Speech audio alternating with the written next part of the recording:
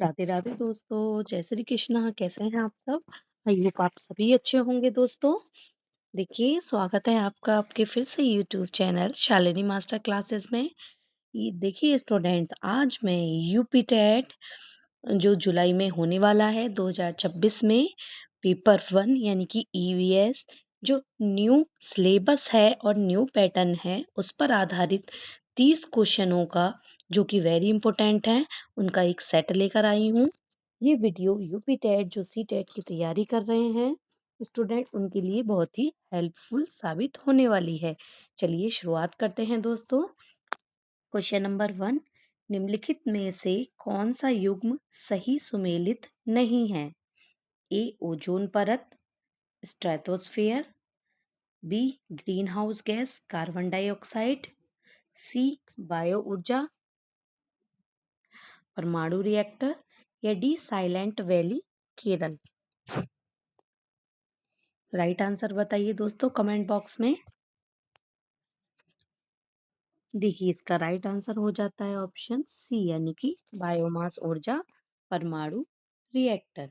चलिए आगे बढ़ते हैं क्वेश्चन 2 की तरफ। किसी पारिस्थितिकी तंत्र में 10% का नियम देने वाले वैज्ञानिक कौन थे? ए रेमंड लिंडेमैन, बी आर्थर टांसले, सी अर्नेस्ट हैकल या डी ईपी ओडम। इसका राइट आंसर हो जाता है दोस्तों ऑप्शन बी यानी कि सॉरी इसका राइट आंसर है आपका ऑप्शन ए यानी कि रेमंड लिंडेमैन। चलिए दोस्तों आगे बढ़ते हैं क्वेश्चन 3 की तरफ। निम्नलिखित में से किस प्रकार के वनों में अधिकतम पादप विविधता पाई जाती है? ए उष्ण कटिबंधीय पर्णपाती वन, बी शीतोष्ण आर्द्र वन, सी उष्ण कटिबंधीय सदाबहार वर्षा वन या डी शंकुधारी वन। क्वेश्चन नंबर 3 है, इसका राइट आंसर बताइए कमेंट बॉक्स में कमेंट करके। देखिए स्टूडेंट, इसका राइट आंसर हो जाता है आपका ऑप्शन सी यानी कि उष्ण कटिबंधीय सदाबहार वर्षा वन। चलिए आगे बढ़ते हैं क्वेश्चन 4। ब्लू वेवी सिंड्रोम पेयजल में किस तत्व की अधिकता के कारण होता है? ए फ्लोराइड, बी क्लोराइड, सी नाइट्रेट या डी ऑर्सेनिक। क्वेश्चन नंबर 4 है। देखिए इसका राइट आंसर हो जाता है आपका ऑप्शन सी यानी कि नाइट्रेट। चलिए आगे बढ़ते हैं दोस्तों। क्वेश्चन नंबर 5 है। उत्तर प्रदेश का कौन सा जिला यूरेशियन क्रेन या सारस क्रेन के संरक्षण के लिए प्रसिद्ध समन पक्षी विहार के लिए जाना जाता है? ए मैनपुरी, बी इटावा, सी हरदोई या डी संत Kabir Nagar. Question number 5 right answer हो जाता है आपका ऑप्शन ए यानी कि मैनपुरी। देखिए स्टूडेंट, ये जो मैं आज ये वीडियो लेकर आई हूँ, ये जो न्यू सिलेबस है यूपी टेट और सी टेट का और न्यू पैटर्न की किस तरीके से क्वेश्चन आ सकते हैं, क्योंकि हर साल जो परीक्षा का पैटर्न है वो थोड़ा टफ होता जा रहा है यानी कि थोड़ा चेंज होता जा रहा है। तो जाहिर सी बात है कि जो क्वेश्चंस होंगे पेपर में वो थोड़े चेंजेबल होंगे, लेकिन जो प्रीवियस ईयर क्वेश्चंस होते हैं उनकी भी संभावना रहती है कि वो हर साल रिपीट होते हैं। बट न्यू सिलेबस है, न्यू पैटर्न है, तो जो मैं आज ये आपको वीडियो लेकर आई हूँ, यही संभावना है कि इसी तरीके के या ये क्वेश्चन ही एग्जाम में पूछे जाएंगे। तो आप मेरी वीडियो में शुरू से लेके अंत तक बने रहें दोस्तों, और मेरी वीडियो को आप वॉच करें। चलिए आगे बढ़ते हैं। Question number 6। जैव विविधता हॉटस्पॉट की अवधारणा को सबसे पहले किसने प्रतिपादित किया था? A Norman Myers, B M S Swaminathan, C UN Rao and D Walton G Rosen. Question number 6 है, राइट आंसर हो जाता है इसका ऑप्शन ए यानी कि नॉर्मन मॉयर्स। देखिए स्टूडेंट, ये जो मेरे क्वेश्चनों का ये जो सेट है, ये थोड़े हाई लेवल की क्वेश्चन है जो कि सुपर टेट वगैरह में पूछे जाते हैं, तो इनके एग्जाम में आने की बहुत ज्यादा संभावना है। चलिए आगे बढ़ते हैं question number 7।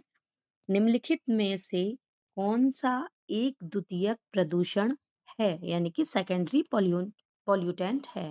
Carbon monoxide, B fly ash, C ozone या D sulphur dioxide. Question number 7 है। देखिए दोस्तों, इसका जो राइट आंसर हो जाता है वो हो जाता है आपका सी, यानी कि ओजोन। चलिए आगे बढ़ते हैं। राष्ट्रीय हरित अधिकरण की स्थापना भारत सरकार द्वारा किस वर्ष की गई थी? ए 2008 में, बी वर्ष 2010 में, सी वर्ष 2012 में या डी वर्ष 2015 में। इसका राइट आंसर हो जाता है दोस्तों ऑप्शन बी, यानी कि वर्ष 2010 में। चलिए आगे बढ़ते हैं। Question number 9। देखिए, मोस्ट इंपॉर्टेंट क्वेश्चन है। एजेंडा 21, यह हर साल रिपीट होता है, का संबंध निम्नलिखित में से किससे है? ए सतत विकास, बी परमाणु निरस्त्रीकरण, सी ओजोन परत संरक्षण या डी जलवायु परिवर्तन पर क्योटो प्रोटोकॉल। देखिए दोस्तों, प्रश्न नंबर 9 है। इसका राइट आंसर हो जाता है आपका ऑप्शन ए, यानी कि सतत विकास, सस्टेनेबल डेवलपमेंट। चलिए आगे बढ़ते हैं। जैव आवर्धन से क्या तात्पर्य है? ए समय के साथ खाद्य श्रृंखला में एक विषैले पदार्थ की सांद्रता में वृद्धि होना, बी प्रजातियों की संख्या में अचानक वृद्धि, सी कंप्यूटर द्वारा जीवों के चित्र बड़े करना या डी किसी जीव के शरीर के आकार में वृद्धि। Question number 10।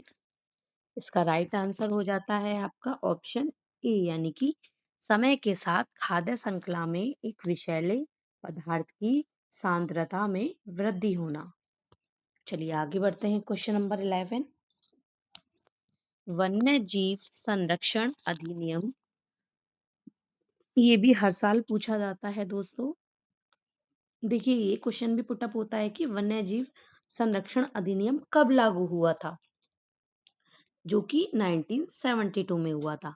अभी क्वेश्चन क्या कह रहा है? वन्य जीव संरक्षण अधिनियम 1972 के तहत निम्नलिखित में से किस जीव का शिकार पूर्णतः प्रतिबंधित है? ए घड़ियाल, बी जंगली गधा, सी कस्तूरी मृग या डी उपरोक्त सभी। देखिए दोस्तों, इसका राइट आंसर है आपका ऑप्शन डी, यानी कि उपरोक्त सभी। चलिए आगे बढ़ते हैं। भारतीय संविधान के किस अनुच्छेद के तहत पर्यावरण का संरक्षण एवं संवर्धन तथा वन तथा वन्य जीवों की रक्षा को राज्य का नीति निर्देशक तत्व बनाया गया है? अनुच्छेद 48 ए, अनुच्छेद 51 ए, अनुच्छेद 45 या अनुच्छेद 39 बी। क्वेश्चन नंबर 12 है। देखिए, इसका राइट आंसर हो जाता है आपका ऑप्शन ए, यानी कि अनुच्छेद 48 ए। चलिए आगे बढ़ते हैं। Question number 13। देखिए दोस्तों, लाइकेन निम्नलिखित में से किसके बीच का सबसे अच्छा सहजीवी संबंध प्रदर्शित करते हैं? कवक और कवकनाशी, बी शैवाल और कवक, सी कवक और उच्च पौधे या डी जीवाणु और विषाणु। क्वेश्चन नंबर 13 है। इसका राइट आंसर हो जाता है आपका ऑप्शन बी, यानी कि शैवाल और कवक। चलिए आगे बढ़ते हैं। क्वेश्चन नंबर 14 है।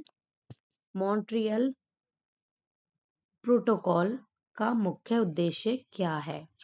ए वैश्विक तापन को कम करना, बी ओजोन परत को नष्ट करने वाले पदार्थों के उपयोग पर रोक लगाना, सी जैव विविधता का संरक्षण या डी खतरनाक अवशिष्टों का सीमा पार स्थानांतरण रोकना। क्वेश्चन नंबर 14 है दोस्तों। इसका राइट आंसर हो जाता है आपका ऑप्शन बी, यानी कि ओजोन परत को नष्ट करने वाले पदार्थों के उपयोग पर रोक लगाना। चलिए आगे बढ़ते हैं। Question number 15। उत्तर प्रदेश का एकमात्र राष्ट्रीय उद्यान, यानी कि दुधवा राष्ट्रीय उद्यान किस जिले में है?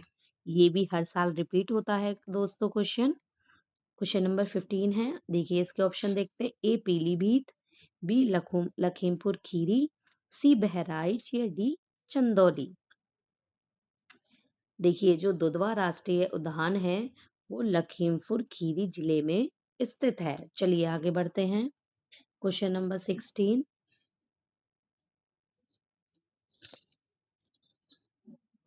देखिए दोस्तों, यूट्रोफिकेशन यानी कि सुपोषण के कारण जल निकायों में क्या प्रभाव पड़ता है।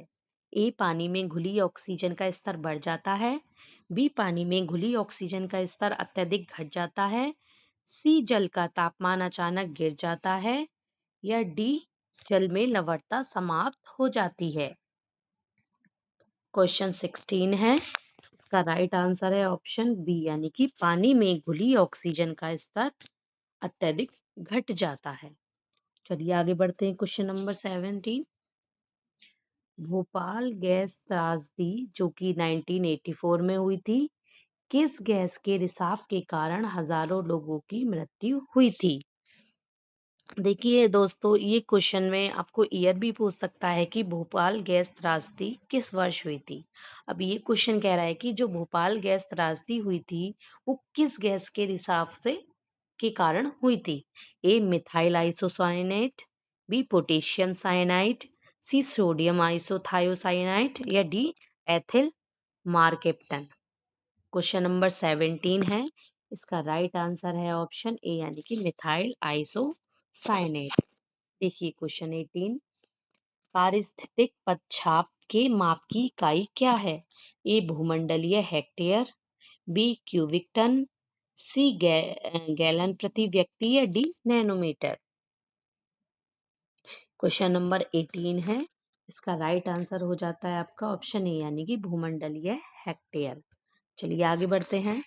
भारत में चिल्का झील वन्य जीव अभयारण्य और आर्द्रभूमि क्षेत्र किस राज्य में स्थित है, जो भारत का पहला रामसर स्थल भी है।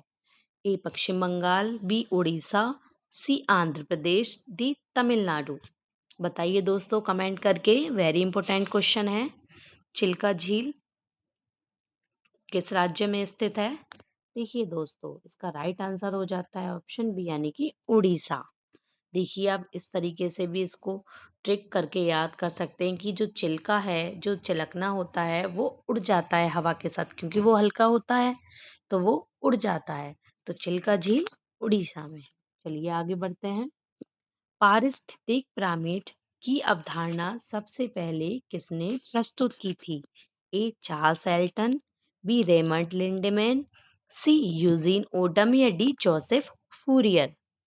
क्वेश्चन 20 है, इसका राइट आंसर है आपका ऑप्शन ए यानी कि चार्ल्स एल्टन। चलिए आगे बढ़ते हैं। क्वेश्चन 21, कार्टाजेना प्रोटोकॉल का संबंध निम्नलिखित में से किससे है। ए ओजोन क्षरण, बी जैव सुरक्षा समझौता, सी ग्रीन हाउस गैसें या डी समुद्री प्रदूषण। क्वेश्चन 21 है,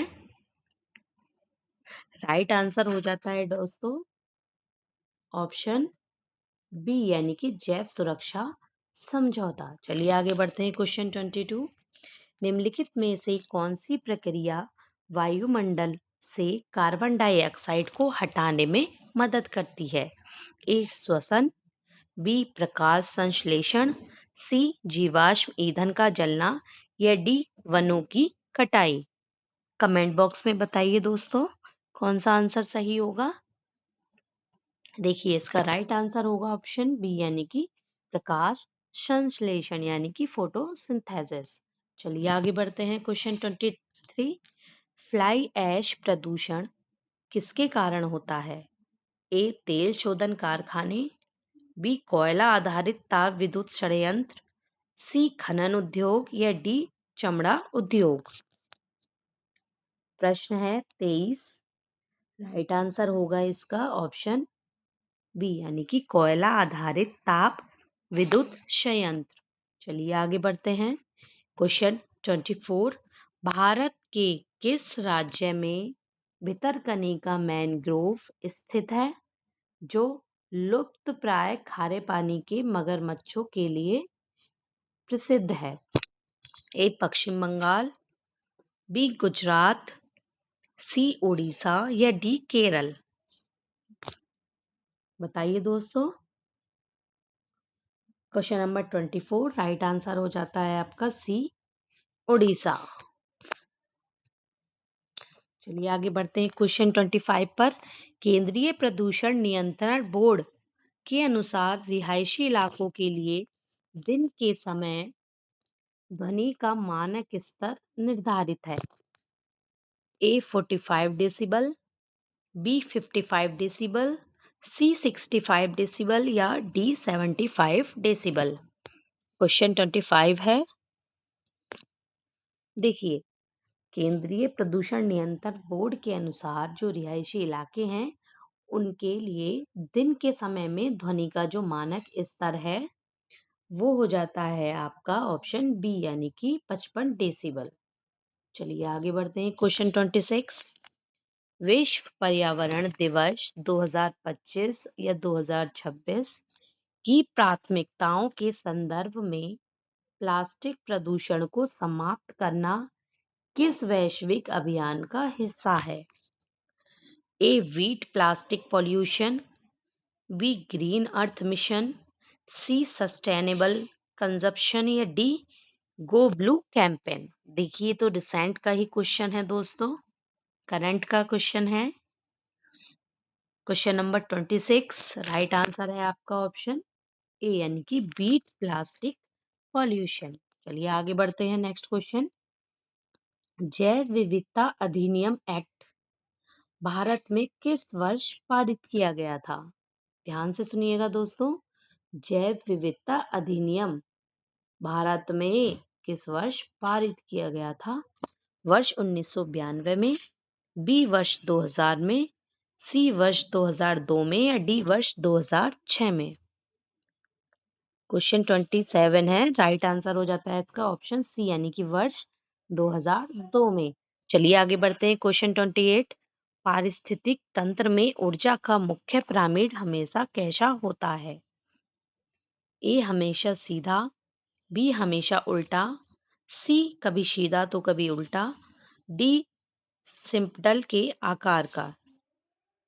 राइट आंसर क्या होगा? क्वेश्चन नंबर 28 है, देखिए इसका राइट आंसर होगा ऑप्शन ए हमेशा सीधा होता है, क्योंकि पिरामिड है। देखिए दोस्तों इसे हम ट्रिक से भी याद कर सकते हैं।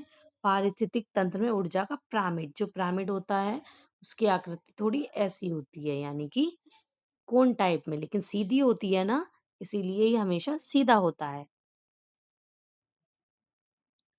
चलिए आगे बढ़ते हैं दोस्तों, इसको इरेज कर दो।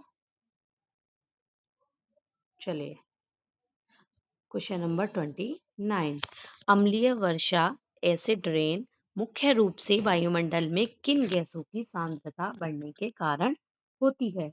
ए SO2 और NOx, बी CO और CO2, सी ओजोन और मीथेन, डी नाइट्रोजन और हीलियम?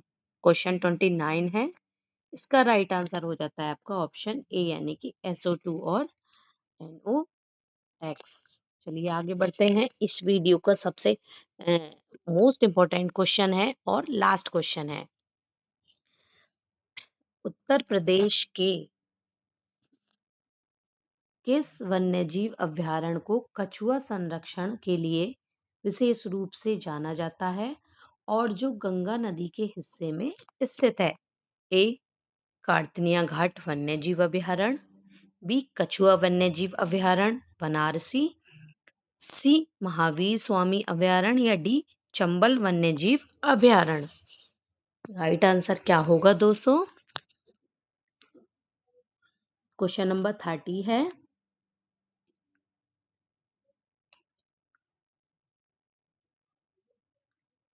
देखिए इसका राइट आंसर होगा आपका ऑप्शन बी यानी कि कछुआ वन्यजीव अभयारण्य वाराणसी।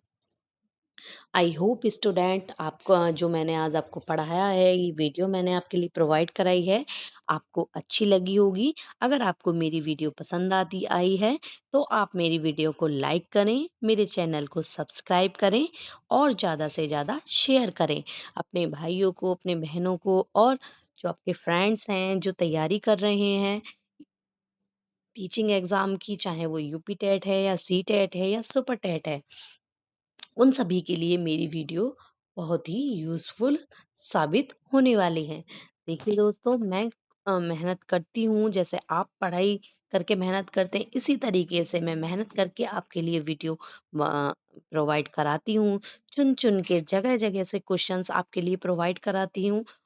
और जो क्वेश्चंस होते हैं, जो न्यू पैटर्न है, न्यू सिलेबस है, यूपी टेट का, सी टेट का, उसके अनुसार ही मैं क्वेश्चनों को लेकर उनका एक सेट तैयार करती हूँ, जो मैं आपके लिए वीडियो प्रोवाइड करा रही हूँ। आई होप आपको मेरी ये क्वेश्चंस पसंद आए होंगे दोस्तों। अगर आपको मेरी वीडियो पसंद आती है तो क्या करना है आपको, मेरे चैनल को क्या करना है, सब्सक्राइब करना है और शेयर करना है।